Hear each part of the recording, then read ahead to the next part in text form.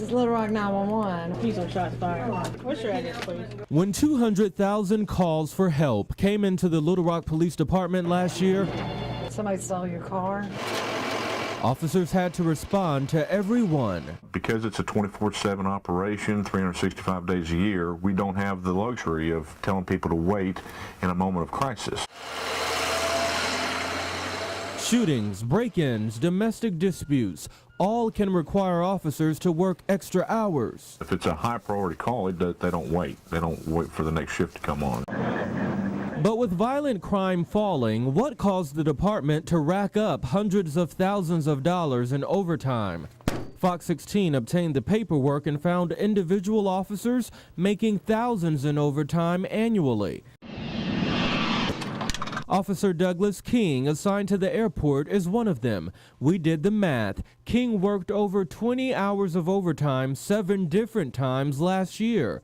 The extra cost, $9,900.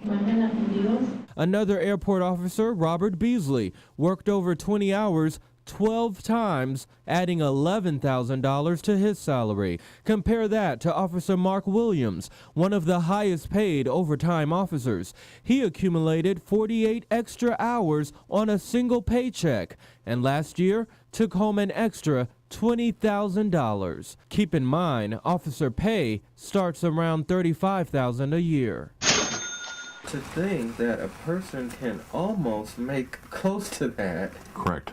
In overtime. Correct. That's true. Surprising?